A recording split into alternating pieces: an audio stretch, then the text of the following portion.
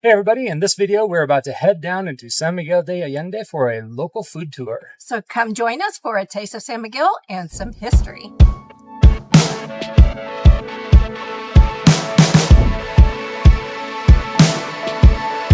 Hey everybody, I'm Sean. And I'm Deb. And welcome back to the channel. So today we are going to share with you a food tour we did in San Miguel de Allende, where we visited 3 family-owned restaurants, had some amazing food, made it to a vendor on the square who was selling ice cream, and we had some great ice cream, and then had a very sweet treat at the end, which we will share with you later on. Yep. So we found this, or Deb found this food tour through Viator, as she always does. And we chose to do an afternoon lunch tour as opposed to doing it as a dinner time tour.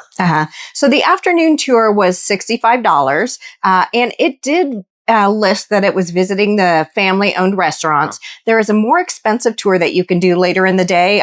It's much more expensive, I think $135, and went to some fancier restaurants. Yeah. Now, we're traveling on a budget. and the kind of cafe, family-owned restaurants, that's our vibe. That's more our vibe. Yeah. So not only was the other one more expensive, but we would have been less likely to go back to some of those restaurants because of our budget probably. It was also listed as a group tour. And once again, I don't know how it works out, but we ended up just getting a private one-on-one or two-on-one tour with an amazing tour guide. Our tour guide was Omar, and Omar was a wealth of knowledge. So not only is this a food tour, it's sort of a food walking tour because you're walking through San Miguel de Allende.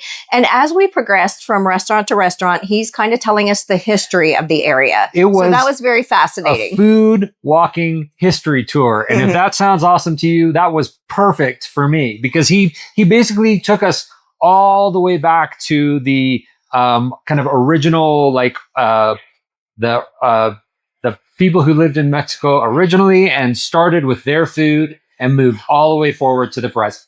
Yeah, he did a very good job. Yep. Okay, so our first restaurant was a very cool, it's where we met Omar. It was this really cool little kind of corner cafe, I would say is what it felt like. It was about a block or 2 off of the main square here in San Miguel de Allende, and it was called La Cocina Cafe del Viajeros. Very good. The Traveler's Cafe. And the reason Omar explained to us, the reason it was called the Traveler's Cafe was because back in the olden times, it was at a corner that was a very popular corner, and it was a place where people who would travel by could actually see into the kitchen. And so then they would be like, oh, this is a place I can come get food. So the Traveler's Cafe. So at this restaurant, we started with a hibiscus drink. It's very popular here in San Miguel de Allende. Yes. Yeah. And then we had, I'm not going to call it chips and guacamole because locally chips are known as totopas. Yes, totopas. And so don't go to a restaurant in San Miguel de Allende and ask for chips. You ask for totopas. Totopas. But it's basically chips and some amazing salsas that came with it. Yes. So then also at this restaurant, we had a very good soup. And this was a sopa azteca. Sopa azteca, also known as? And a tortilla soup. Tortilla soup, yeah. So this was a really good start to the tour, I thought. It was spicy. It was really like, I mean, that's the thing about eating in Mexico. And remember, we came from South America where they don't tend to spice food very much. Come to Mexico, if your lips aren't tingling, you're not eating the right stuff. So Yep, the soup is great. So then we made our way. We kind of walked through the streets with Omar and made our way to Cafe de la Parroquia. And this was actually not far from the first restaurant. And here we had, and this one was a really cute outdoor cafe. So like the open air cafe. Yeah. And we had our first drink. Well, our drink there was like a pineapple juice. Yeah, it was. So here in Mexico, they have agua fresca. So like fresh water, refreshing water is a drink. And agua fresca can be made from all kinds of different types of fruits. And this one in particular was made from pineapple. And it was good. Really good. Yeah. And then we had some chicken flautas. Flautas in the shape of a flute. With green chili sauce. Yeah. And that was maybe my favorite meal on the tour. So not dessert, but meal. Those flautas were prepared. Flautas you kind of want to pick up and eat. They're you'll see in the video, they're shaped kind of like a flute. And they put the sauce on half of them, which makes them can kind of get a little soggy. But you had the crispy part to be able to pick up and eat. Oh my God, they were so good. They were extremely good. They were so good. Okay, when we were done, we made our way to our third restaurant, and this was Kali Restaurant and Bar. Yeah. This was also where we were sitting was open air, which is very popular it's super here. Common here, yeah. And it's so nice. Except when it rains, and then, they have to get everybody out of the rain. So, and this place, we had a different flavored, what do you call it? Agua fresca. Agua fresca, yeah. And this one was watermelon flavored. So this was really good. It was. I love pineapple.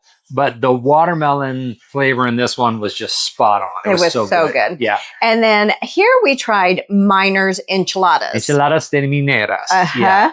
And so Omar, along the way, he's been telling us history about San Miguel and the local area. And Miner's Enchiladas originated here in the state of Guanajuato. Yeah. And they literally it was a food dish that the wives of miners would make for their husbands. Yeah. And they're different than a regular enchilada, more or less so because they're dipped in chili sauce.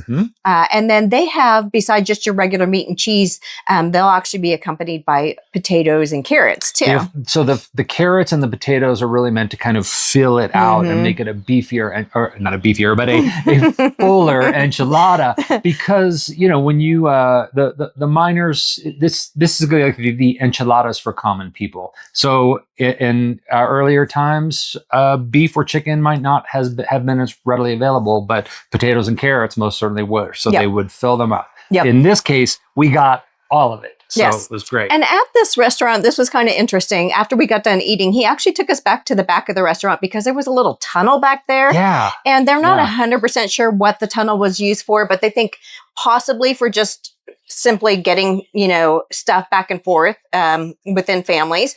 Or also during the war, right? That maybe, kind of hiding people, or again, like if you're trying to moving supplies. Yes. Yeah.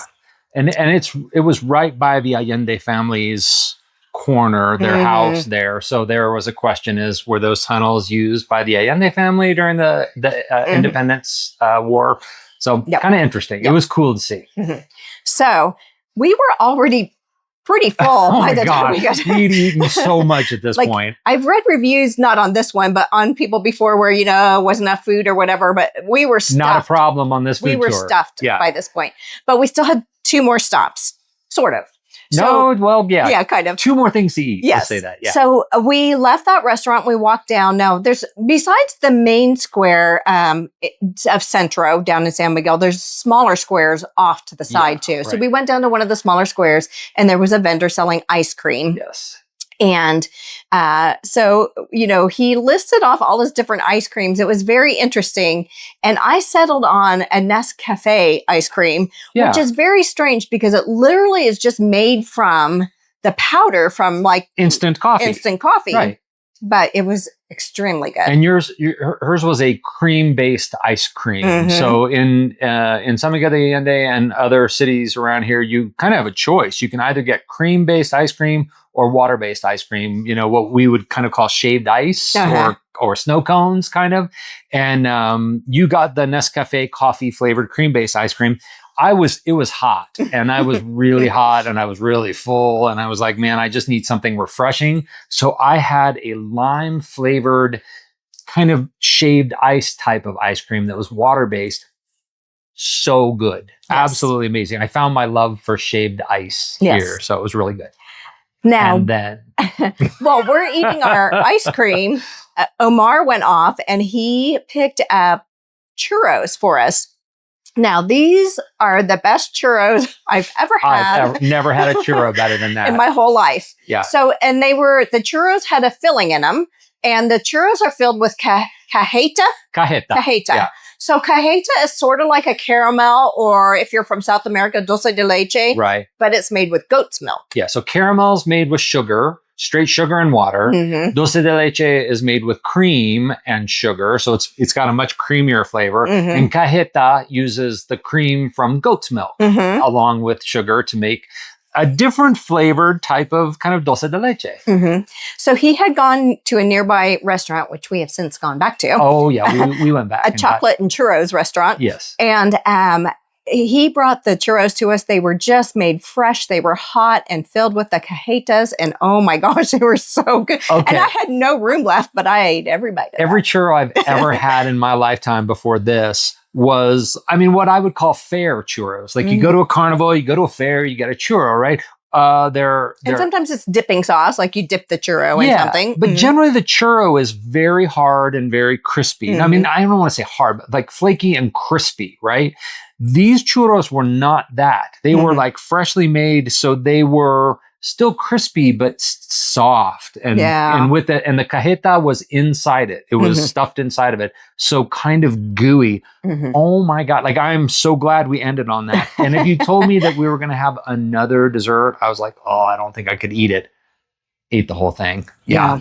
We did not eat dinner that night. We were so stuffed from this lunch. But Omar did a great job. He was a great guy. I highly recommend that tour. Yeah, like I loved the historical element as he kind of walked us through time. You know, we started with the sopa azteca, talking about how that was basically an Aztec staple. And we moved forward through the times of the independence and the miners and all of that. And then came forward to the woman who owns the Churros and Chocolates restaurant is a very famous, she's from Argentina, but she's a Mexican actress. And so she's more represents the modern times. So Omar taking us through that journey was absolutely super cool. Yeah. So it was a very good tour. Yeah. High five. You found a great tour.